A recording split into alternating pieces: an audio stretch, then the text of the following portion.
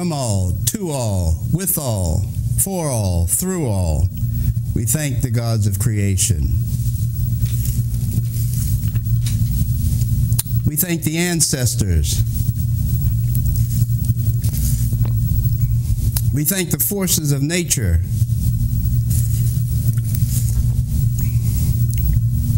And we thank the earth. We thank them for their direction, their protection, their guidance, for keeping us, showing us, allowing us to know and enjoy life to its fullest, now and later. Black people who once loved with the slow march of time. Time was ours to hold in the soft, low-born chambers of our hearts. And once we, the Afro mommies and daddies of a sun world, would turn our strands of hair into antennas to tune in the juju madness and syncopated love rhythms of Africa. And we loved with time, and we took the time to love. And with the right time we love, and we love time after time. Will we ever love again? Will we ever love again? Will we really ever love again? Or will we just sit and rot away with the brighter tomorrows in the skag field, rat-cluttered halls of our minds? Black people, what y'all gonna do? Black people, what y'all gonna do? Will the real black people please stand up?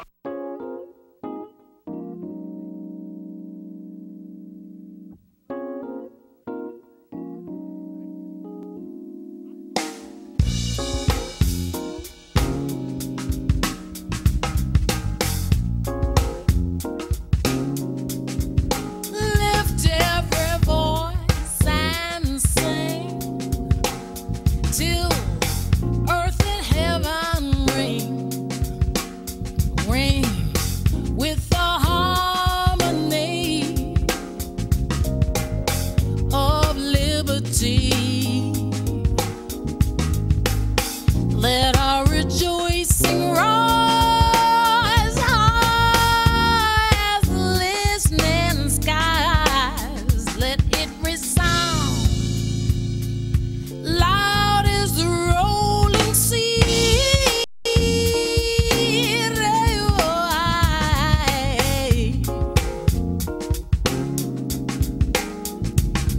Sing a song full of the faith that the dark past has taught us. Sing a song full of the hope that the present has brought us, facing the rise. Jumbo Habari, and welcome once again to Our Story, the program that makes being black positive, relevant, desirable, and true to a lost nation in America, a program that speaks to the historic significance of the original people of the earth. Our Story Network takes pride in setting itself away from the other programs that centers on entertainment or rhetorical mumbo-jumbo that misdirects your attention onto other things that causes you to exhaust your resources and renders you brain dead. It is Our Story who talks about commitment to you and your people. It is Our Story that champions the reestablishment of the black genius that once ruled the world. It is Our Story that focuses you in on the rewards of black advocacy, black activism, black involvement, and black power. It is Our Story that encourages survival of the black race and solicits your involvement to that end.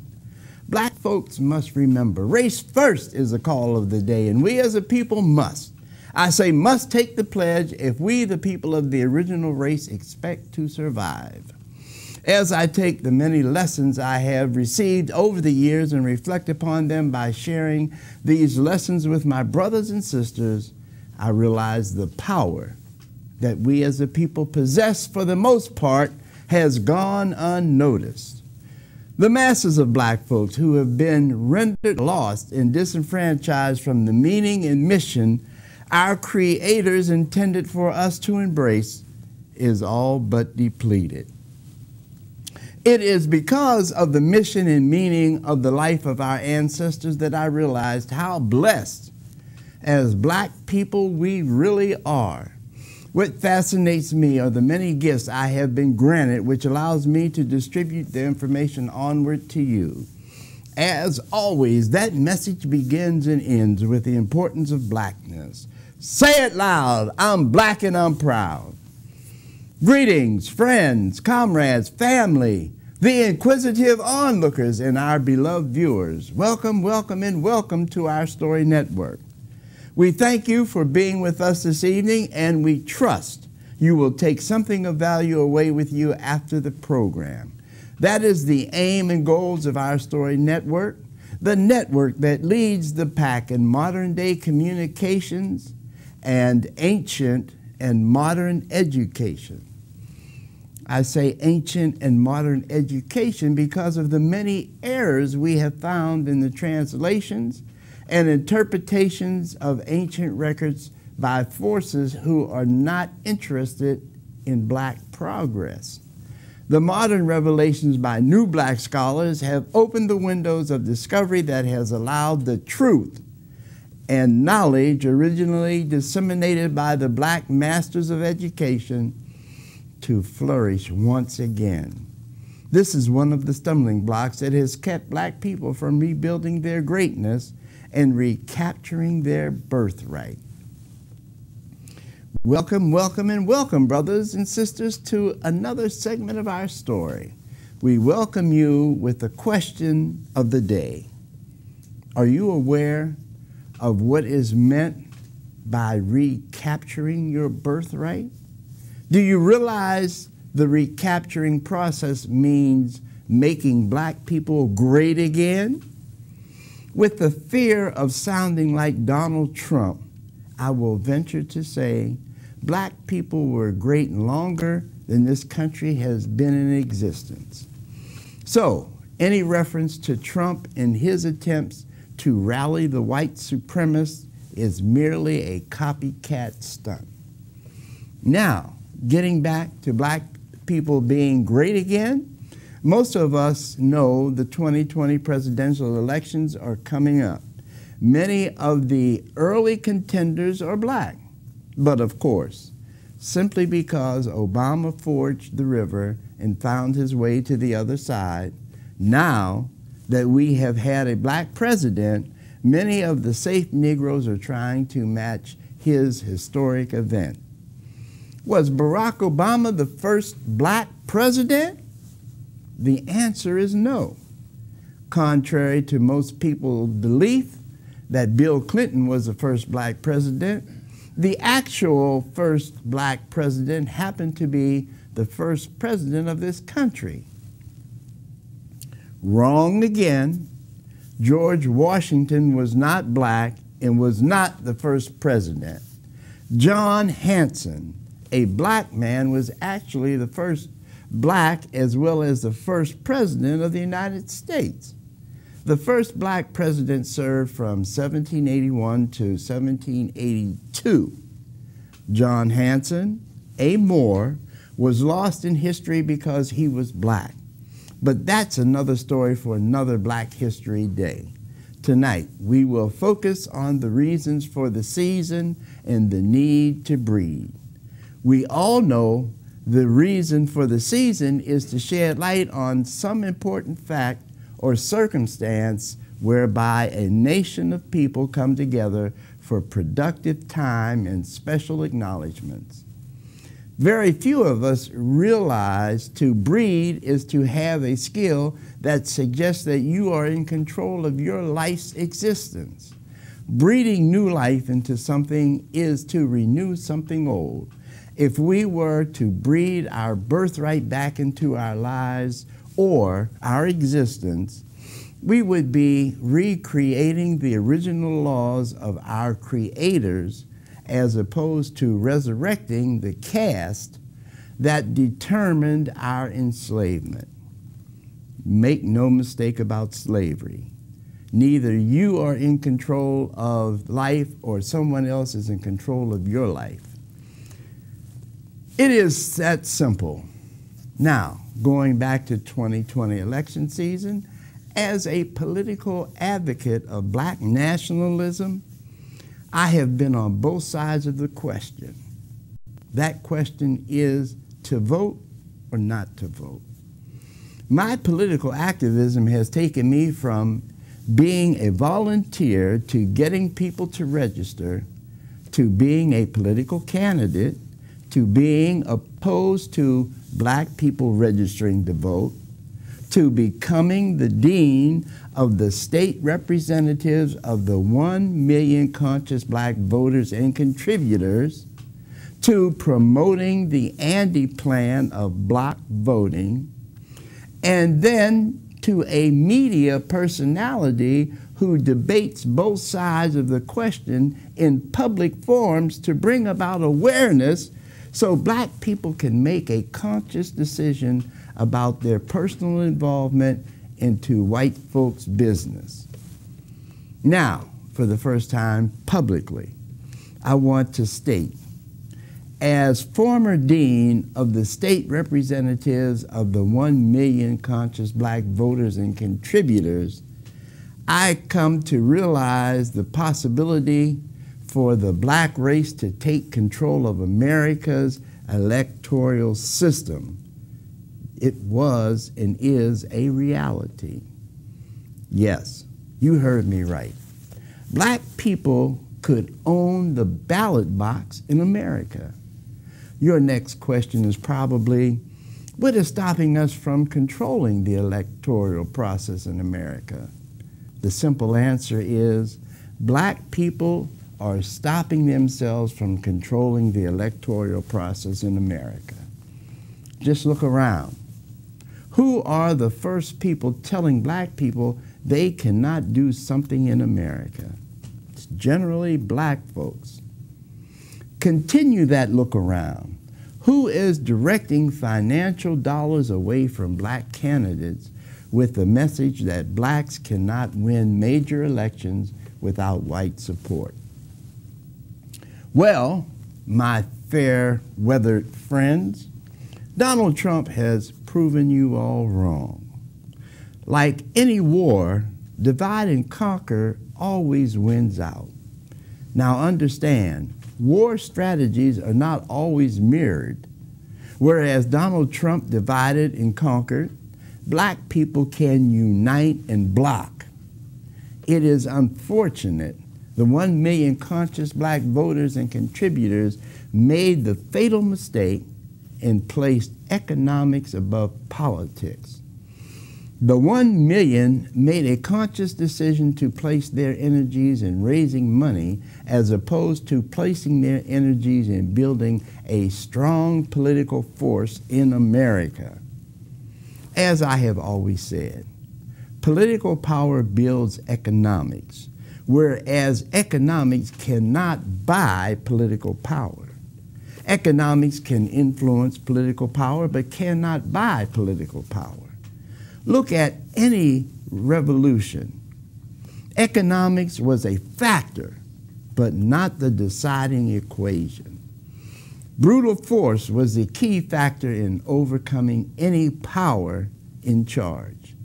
What most of us fail to realize is that money can influence, but money alone cannot keep someone from taking money away from you.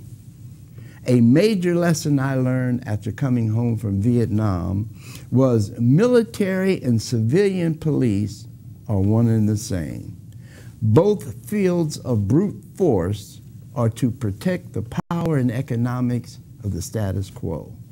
If you have money but no army to protect your money, you are soon to lose that money. When you have power and no money, you can direct your power to take all the money that is in your grasp to enable you to continue to feed the political power machine. That is why we are going to talk about the importance of black people knowing their political strength and exercising that strength to build power and an army to maintain that strength. Just think about how often you complain about electing people to represent you, only to have these people turn on you and support the status quo. Fighting from the outside looking in is much different than governing from the inside and looking out. And with that, I want to introduce our resident political consultant, Brother Johnny. Greetings, Brother Johnny, and welcome to our story. Brother Johnny, what do you have for us this evening? Well, first, greetings, Brother WC, and greetings to the Our Story family.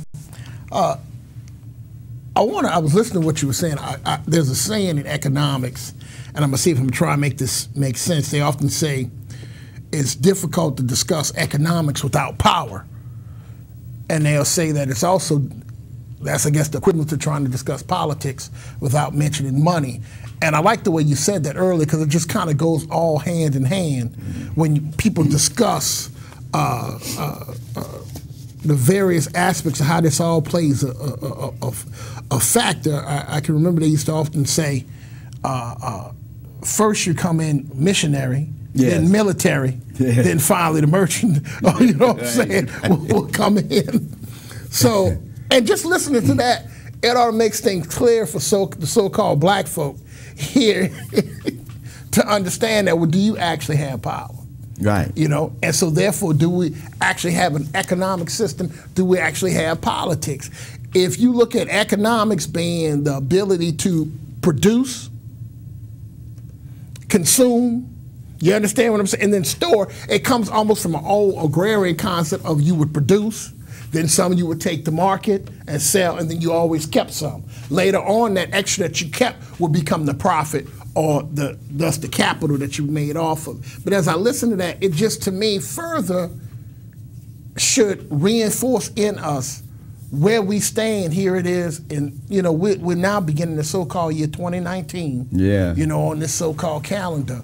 But I kind of want to step back, as you brought up voting, and I want to bring folk back, because sometimes we forget because we don't understand history.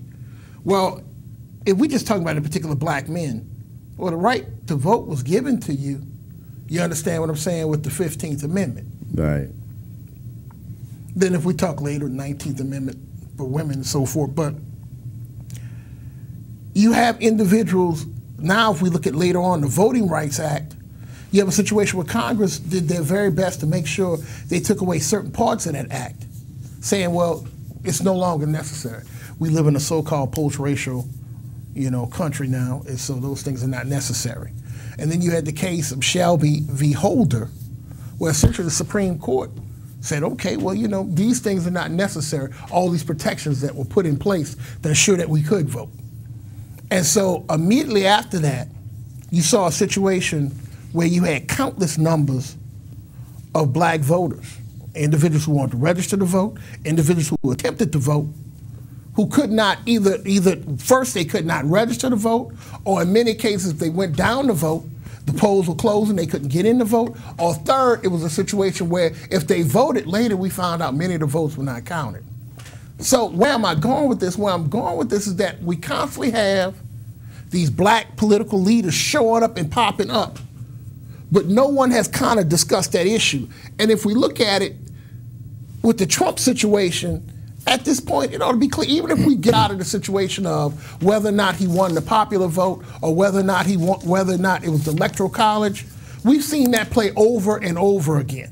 You know, even though he tried to announce it as if he was the clear winner, we understand that he didn't win the popular vote. But no one even looked at the fact that you had all these votes that were not counted, and you had many individuals that you don't know if the machines were rigged in a way where it was double voted and triple voted. You know, as I heard one person say, well, yeah, of course Trump was saying the election was rigged because he rigged it. And he was a part of the corporate elite that rigged it. And at this point, what kind of gets me is we go around in circles with this. We had a situation where individuals were all happy about what happened with Roy Moore in Alabama. Then you add, to this day, I've talked to several individuals who I consider very credible, who said that, well, in the case of Georgia, Abrams won that race. In the case of Florida, Gillum won that race. Right. Some say even in the case of Texas, Beto O'Rourke won that race against Cruz. But you have so many individuals that either their vote was not counted or they were put in a position that they couldn't even vote. I'm not talking about what we know already with individuals who are a part of the prison industrial complex and how they've been disenfranchised. I'm talking about individuals who could not vote for whatever reason. That's right. And in the case with Abrams in Georgia, Georgia was leading the country in regards to having some of the strictest regulation and rules when it came to voting. And in most cases, those rules and regulations disproportionately affected who? So-called black folk. Where you had situations where if you had one, let's say if you had it on your ID, you put your middle name, but on your voter's ID, you had your initial, then under their rules, they had the right to say you couldn't vote. But what I had a problem with, though, is that you had individuals, whether it was Abrams, Gillum, the so-called black leadership, these individuals in the Democratic Party, pretending as if this is not an issue. And what I'm trying to get at, it's like what you see locally going on with this whole Super Bowl issue where individuals say, well, as far as I'm concerned, the Super Bowl is a lie because of what they clearly saw. Now, many of us already know that professional sports has been being rigged. You're talking about $1 billion industry, of course. If they're rigging elections all over the world, of course they're going to rig professional sports. You know, it's just they tell you from the beginning, it's strictly entertainment. And what they also telling us now that when it comes to politics, it's entertainment. Right. You see it with the White House. Right. You know what I'm saying? They moved into that era when they put Reagan in. Yeah. They said, we're moving into era now where strictly this will become a plutocracy or oligarchy controlled by a corporate elite where essentially we just put someone in as a figurehead to entertain you, to still give you the presence as if you have some part or you have some political say in this. But yet, I keep getting to this issue and over again as folk will go through an entire argument and then get to the point that, well, we need to get out and vote. Well, the reality is people are getting out to vote. But I hear no one complaining about the fact that, well, at this point, we need to maybe suspend some of this until we can get clear investigations about what's going on because votes are not being counted. And always we seem to be the individuals who are scapegoated, well, black men didn't get out to vote. Right. You understand what I'm saying? Right. Same way they scapegoated us with Trump. Now, why would you even say that if you already ought to be aware of that? Well, how do you know if the votes were counted or not? Who's telling you they didn't get out to vote? Whose numbers are you using? Yeah. You understand what I'm saying? We don't even know the individuals who are conducting surveys, who were putting together the numbers, but yet we go with whatever they tell us. Well, you know, I've been noticing recently that the exit polls by the various news agencies have dropped further and further from the public eye. It's to the point where they don't seem to exist now. And when their votes are questioned, they don't go back to the exit polls and talk about it at all. Because that might lend a frame of reference that would create the situation for an investigation. I mean, to me, it's logical. If you have a race, let's take Abrams, that was so close, even Gillum in Florida, and yet you can prove that they were thousands of votes that they didn't count, yes. And you know specifically who these thousands were. It's not like it's a thousands that are pulled from various different groups. And it's a mystery. Right, so it's like, well, you know, that vote could have went anywhere. The same way they already know ahead of time they claim how to call an election, because when they say these counties are still out, and they can say, but we know for a fact, though, that this county is going to go for this individual because that's what the county always does. Yes. That's the reason why they put us in this two-party system, because that way it allows them to easily track us. That's just a continuation of the invisible hand. If some people say it's two wings to the ego, the left wing, the right wing, but it's still one ego. And the head is what's ultimately, that brain controls the wings and controls the flight. Yeah. And that brain is always that corporate elite that no matter what changes we go through, the power system is still the same. So whether you go through Obama, Bush, Trump, those that are in power or those that have continued to remain in power. Power never leaves. It's not as if we're working under an old system where we storm the castle and now we take one entire group out. Or even under a dynastic period where we're like, well, no, we killed the entire family off. Now a new family is running things. Yeah. What happens is all you're dealing with is the constant same group maintaining power. But yet all they do is put it, so that now we've reached the point where we have moved things so to the right, where now you have old Republicans saying, Obama was more of a Republican than me. Yeah. You know, all we have is this neoliberalism, as they call it. So that now people are up in arms about Trump. Trump is just the individual, a distraction. Because now it becomes, oh, we have to get Trump out. What if you get Trump out, the institution will remain? Yes. Dr. Martin Luther King said this, you know, because we coming out of Martin Luther King Day, and you had a lot of folk popping up, telling stories and quoting King about how they move. But one thing he did say, he said, revolution is not about moving people, but moving and changing institutions. Yes, yes. That means a lot. You know, and to your point, you know, I don't understand why black folks have not taken the opportunity to go after the Democratic Party for not supporting black candidates and not putting black money in black neighborhoods to get the vote out. Now, I can remember many years ago when they used to be heavy in the black community to get the vote out. I can even go back 50 plus years and remember as a child playing around the polling booth. Time comes to close. No one's counting any votes. They're waiting on the phone call. And that call is to tell them how many votes their candidate needs from that area. Well, I'm glad you brought that up. In 1964 and 65, as they're putting together the Voting Rights Act, there's another act that they're going to put with that that's going to coincide with it, an Immigration Act. And with that act, they understood that now, since we're going to have all of these so-called black folk voting, what we now have to do is now open up the floodgates to allow these immigrants in, because now we're going to naturalize them and make them citizens. And what that's going to do is counteract the so-called black folk. We saw it first and foremost in Florida with the so-called Cuban community. Yes. And you have to, people say, well, why would you say that? Because everyone wants to preach this so-called black and brown coalition that has never existed. Right. Never. Because automatically, one of the ways that so-called white population dealt with their lack of numbers here in the United States, especially since they've been at 0%, zero birth rate, no population increase, well, what they do is say, we're just going to import individuals and make them white.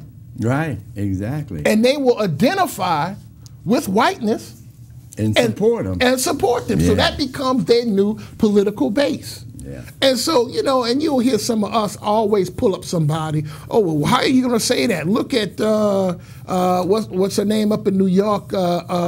Ocasio.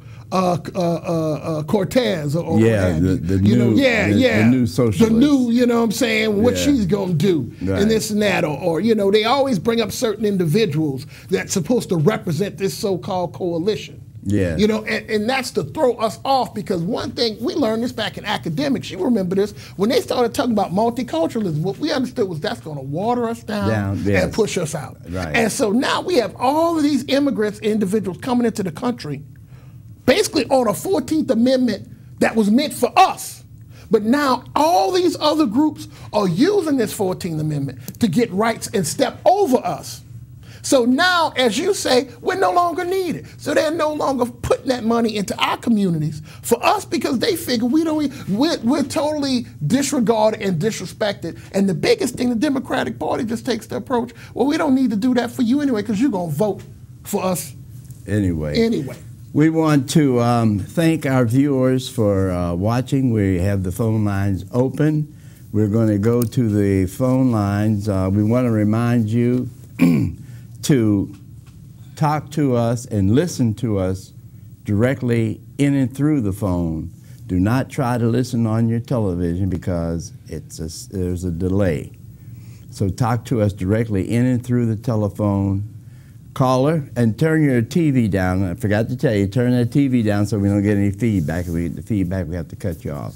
Caller, we appreciate you watching and participating. What is your question or comment?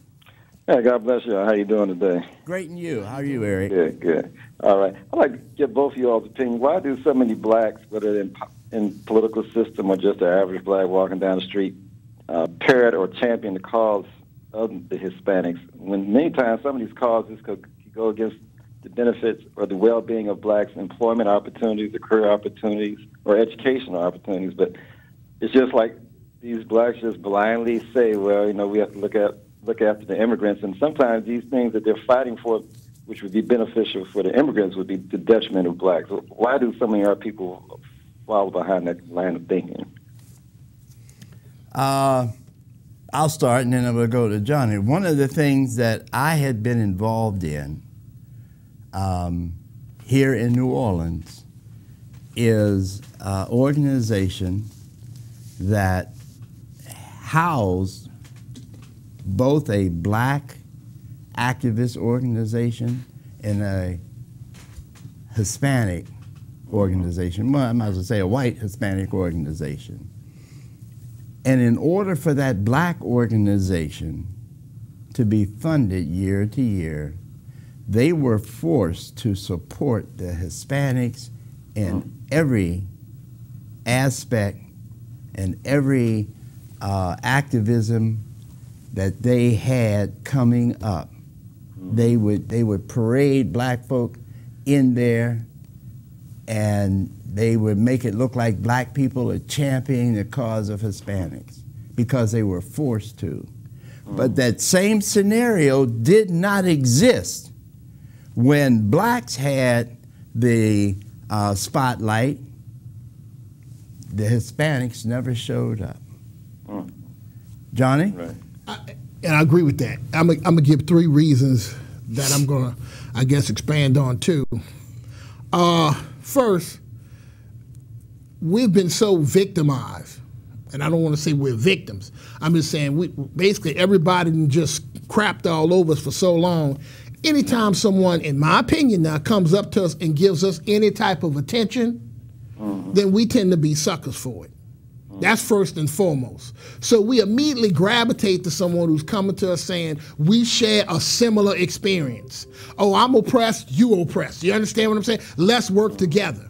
So that often tends to be something historically we have fallen for. You can go all the way back to during slavery and when there was a time before slavery where both black folk and white folk came here as indentured servants. And what happened was, after 1676, Bacon's Rebellion, white folk were given their freedom, and they told black folk, well, no, instead of indentured servitude, what you will do is now you will be so-called slaves for life.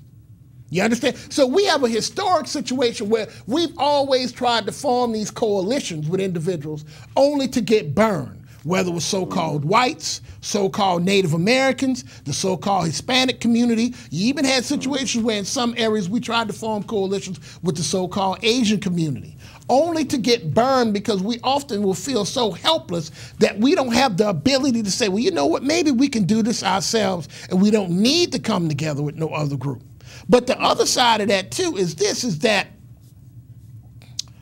what we don't get into, and this is my experience being an individual coming, having lived in Oakland and various areas, no one talks about this, but one thing that has always gotten us in trouble is because we have this color thing going on in our community that oftentimes we get caught up in this. I'm trying to figure out how I can put this without being pornographic.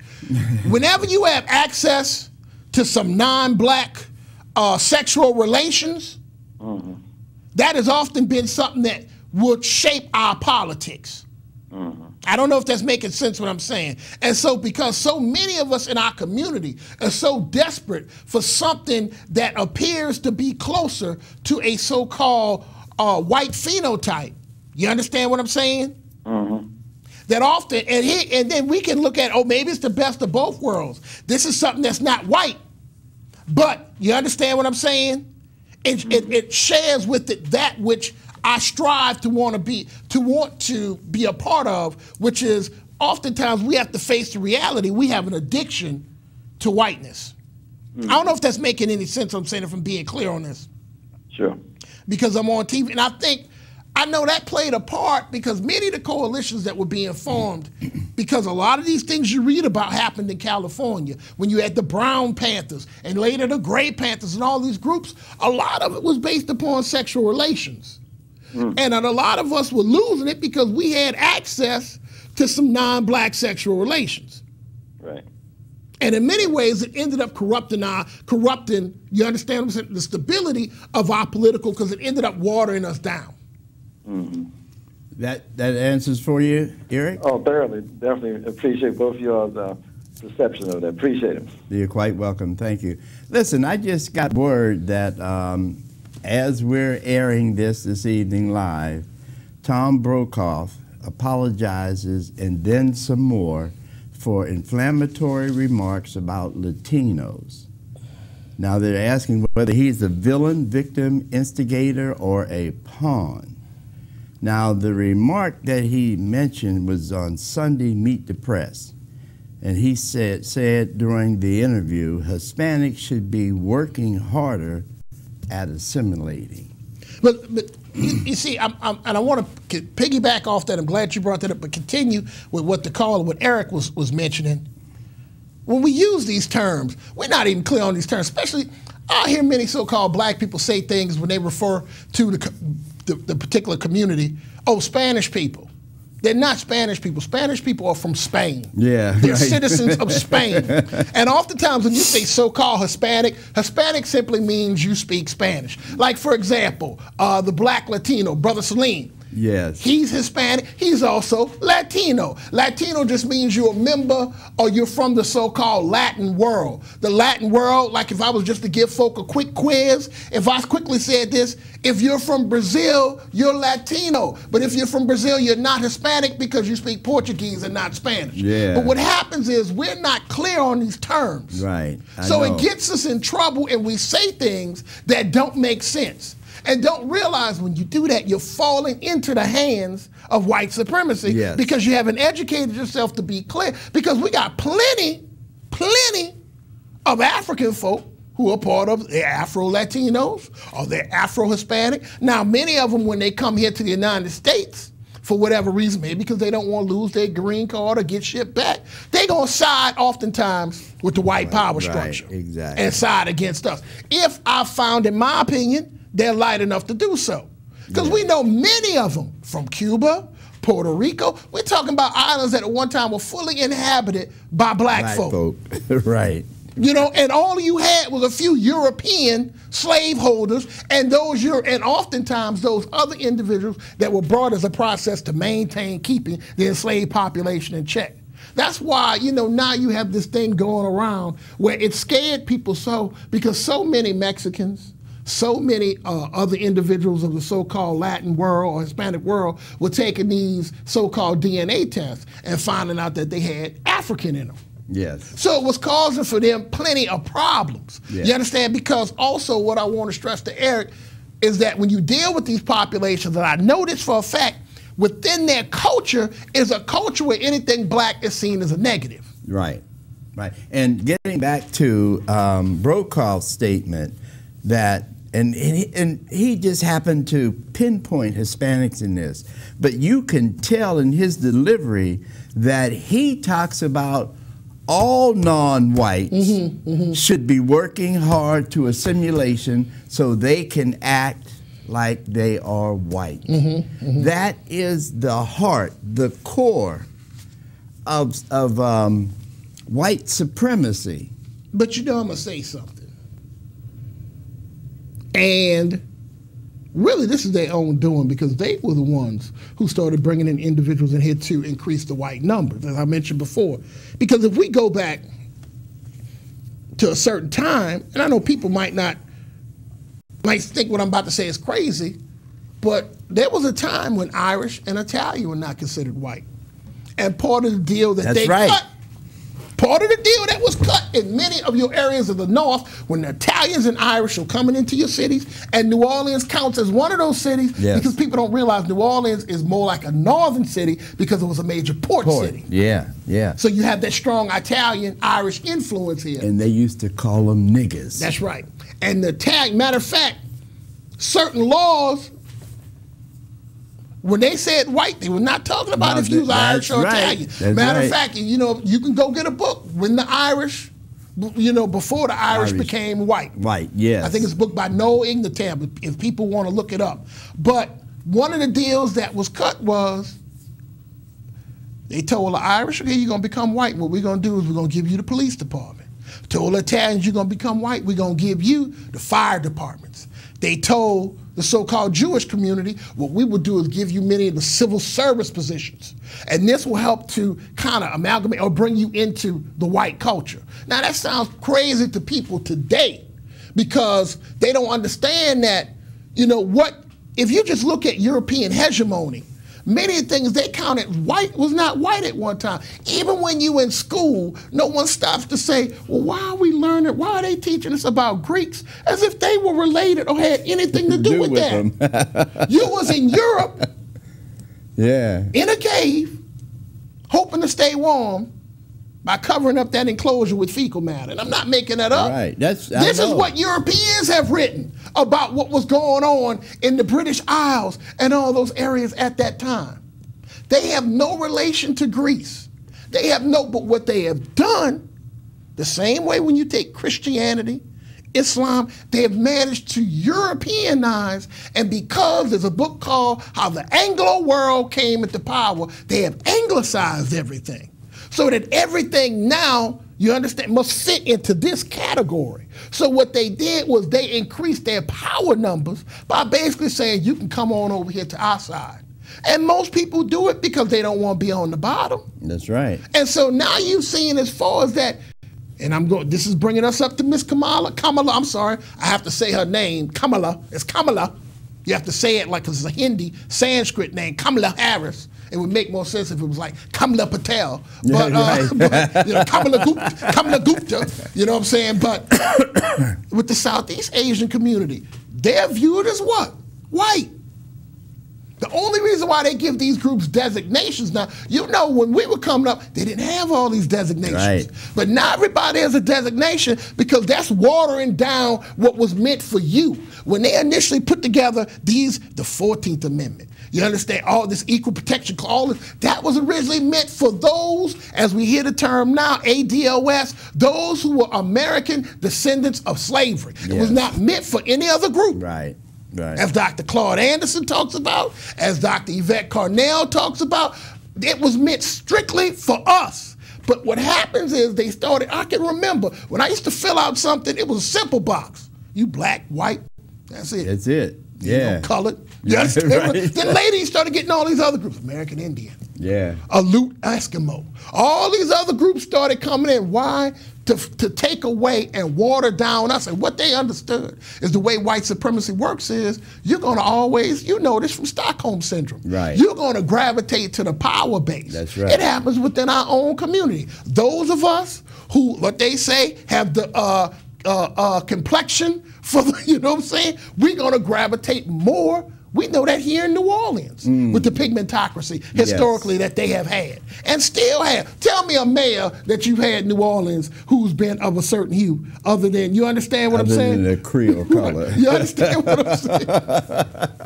You know, and I shouldn't say Creole, it's just a vanilla. Right. I mean, you understand what I'm saying? I mean, that right there ought to tell you something. And that's not to be negative, because the last thing I want to do is cause disunity, because we need to all be coming together. Yes. But, you know, because the reality is, I never forget Steve Coakley said, when we were all in the room, just look at all our different colors, that ought to be enough justification to give the slave master a butt whipping. But the problem is that now it further divides us. Yeah. And that's what I'm saying. So one thing that white supremacy was good at doing, and you see it all over the planet, is that they did several things. Whenever their numbers was low, they imported more white folk. And then what they did amongst the so-called more melanated populations is they gave them degradations of color, and that determines your class. So that even when we get to India, as much as people want to say, oh, well, the Indians set up this particular class or caste system, meaning color system, based upon, we can go through it, Brahmin, Castria, whatever, all the way down to untouchables. The reality is, you know, that's a European import. Yes. Because when you talk about that part of the world, that was Indus Kush, that was Greater Kemet. You know what I'm saying? It was, at one point, that would have all been individuals in that part of the world, blue-black. Yes. So that when they even show you the original inhabitants of all them areas, you're talking about individuals who were extremely, for lack of a better term, melanated. Yes, exactly. And so it brings us to Miss Kamala Harris, in that now she's the hot thing. Yes. For the 2020 election. So that I see she's lead. They've even placed her ahead now of Elizabeth Warren. Mm-hmm. Individuals that you were once hearing about. You know, she's ahead of Bernie Sanders. She's ahead of Cory Booker. Mm-hmm. She's ahead of Baby Cuomo up in New York. You know, she's ahead of Bloomberg. You know, now she's almost considered the front runner, but here's the problem. Because black folk made that mistake with Obama, but the difference with Obama was black folk understood we're making history, and many of us deep down knew we weren't going to get nothing out of it. But what they were hoping for was the aspect of the visual image, that what it represented to the children, so that they could see a black man and black woman or a black family in the White House. Yes. It wasn't going to cause any substantive change. It was a move to reinforce that institution called hope. That's it. The audacity to hope. Yes, exactly. But see, now we've gotten a little smarter, a little wiser. We realize Obama was no different than Bush. Right. Every Tuesday he had no problem dropping drones on hundreds of thousands of African men, women, children. Yes. You understand what I'm saying? And they say he even took pleasure in it after a while. Yeah. You know, so now we can see what we're dealing with, and we understand, well, what did we really get out of it? And then he promised to say, well, you know, when me and Michelle get out the White House, we're going to be able to be more active in doing things. All I've been seeing is him taking vacations, right, and Michelle Obama wearing $5,000 boots. Yeah. You understand what I'm saying? I have yet to see this serious activism, especially being that he came forth as, I'm from Chicago, I worked in the community, I was an activist, even though by now we know his true story and where he comes from. Right. But something that has brought our awareness, where now we're becoming more educated, more aware. We're not just going to fall for, because you share the same color as us, we're going to vote for you. We're going to have to see that what policy are you going to push forward for us? Because one thing we're seeing clear with Trump takes care of his constituency. Yes, he does, at any cost. He takes care of at any cost. Most of that stuff Trump don't care about, don't believe, but he knows one thing: I'm going to take care of my base and my constituency. That's right. That's but right. what did we get? We got individuals constantly telling us, I'm the president for everyone. Yes. I can't do that. I can't do anything for y'all because I've got to be the president for everyone. I've got to take care of all. And here's the thing, as if we so stupid, we didn't understand. Well, yeah, of course we know you're the CEO of the United States, but we do expect you to have some understanding, because we were your constituency, to at least push forward some policy for us. No one is asking that your entire political, you understand, agenda be about us, but you need to push some policy, because we were the ones out there galvanizing to put you in. Yes, exactly. Because even when the numbers come up, they'll tell you, well, at the most, even if we believe that votes were counted and not counted, they will tell you, well, you know, at the most, only 24% to 25% of the white population voted for Obama. Mm-hmm. So who put him in? And some will say, you know, he just forgot about us. But what he did take care of was his constituency, which what? The immigrant population. Yeah. And that's what our concern is with Kamala Harris, is that if you look at her background, we're looking at her, you say, well, hold up. Yeah, your father's Jamaican. Yeah. Your mother is Indian, from India. You know, you spent a significant amount of your time in Canada. Yes. You were estranged from your father. So according to your family, much of who you are is due to your Indian heritage, Indian background. Same thing with Obama. Very similar situation with Obama. What is it that you really understand when it comes to our history and what particular policy that we need? You touched on it when you were talking about Cuba and the islands being mostly black, and then they started bringing whites in there and had them to assimilate, had them to integrate with the blacks, and then had the blacks to assimilate to the whites. And now when you look at them, you look at a lot of people that look like we call Hispanic. The same thing happened right here in this country, and I have to say right here in Louisiana, because Louisiana was one of the major depots, major homelands for the indigenous people. And what happened? They made white folks integrate in with the indigenous people until the indigenous people look like they're white now. That's it. We've got a caller. I want to go to the phones. I want to thank you for watching. Caller, what's your question or comment? Yeah, I think that should be a show for another topic. This endeavor by the elite to create this success story about blacks making in America, but they're not using blacks who have the indigenous African American experience. I mean, now if I was on a committee of white supremacy to create an illusion of how blacks have achieved so much, I would at least use blacks whose grandfathers cut sugar cane, picked cotton, who were enslaved by the presidents and all this. Obama and Kamala Harris literally have no historical stories from their families of the black experience in America, living through Jim Crow, fighting in World War I under the French. You know, these type of things that most of us have. It shows the disdain that the power elite in this country have for the black population in general. They're going to create their own blacks that even the mothers, Obama's mother's white, Kamala's mother being an East Indian, the mother creates an important psychodynamic on the child. So they, through their mothers, have no real black experience and can't really be angry with white people. So I think that'd be a show for another topic, but I'll continue to listen. Thank you. That was great. Yeah, that was I'm glad he brought that up. Yeah. Because we're almost running out of time here. We are running out of time. But brother, I want to say this to you. Put the number back up, would you please?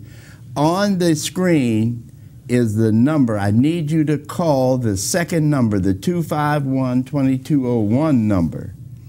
Call me so that we can schedule and put together the itinerary for that show, because you're right, we need that, and I'd like to have your input. And the reason, just like this evening, viewer out there sent me a text to let me know what Tom Brokaw had said while I was here and away from the communications network. That's what I say our story is all about. Our story is about our people keeping us informed so that we can inform the masses. And I want to thank you. And I'm looking to hear from you, my brother. Brother Johnny, we've got very little time. Do you have any parting words with us? No, he made a good point, and I'll just say this. I'm going to go into the realm of speculation here. This is just some things I've heard, is that from a European Lodge standpoint, one of the things that was prophesied to them years ago is that when it came to revolution, and this was a Native American prophecy as well, it would be someone up from slavery. Yes. And so this is why it's very important to them now to get black people, so-called black people, but black folk who are not descendants of slavery here in the United States of America, to bring in so-called foreign black people to use them to cause dissension, and they're going to try and say, okay, we'll use them to replace and put in power.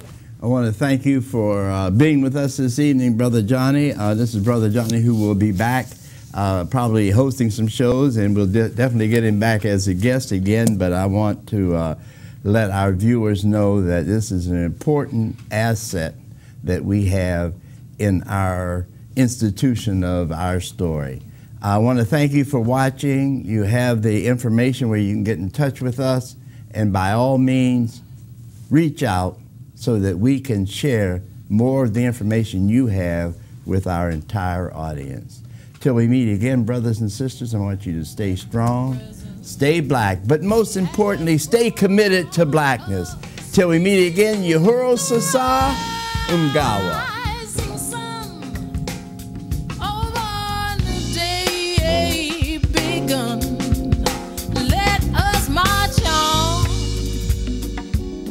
Till victory is won.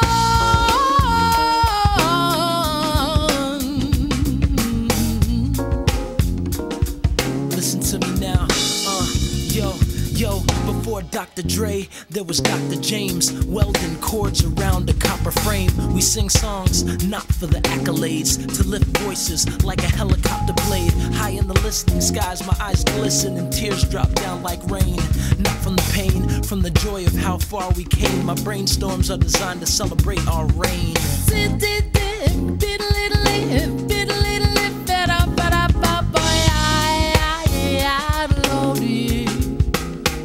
Yeah, when you put it in perspective, the collective, monuments erected, continents affected, presidents elected, ancestors making moves with the music we've been blessed with. We use it to keep communities connected. Through harmonies, a harmony is collected. Reaping the fruits our foremothers invested. Lift every voice till freedom has manifested. Come on, yeah, lift every voice till freedom has manifested. Come on, listen, lift every voice till freedom has manifested.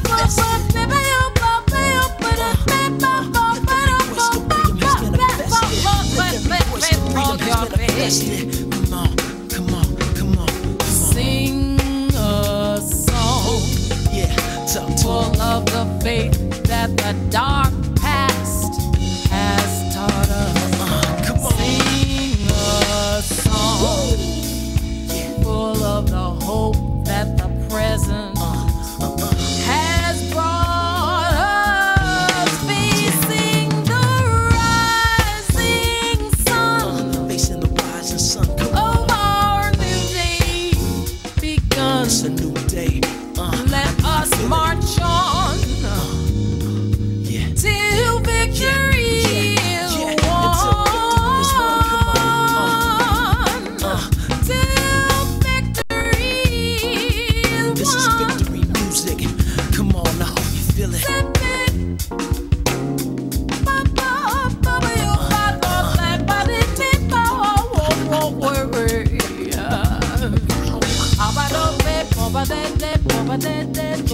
Yeah.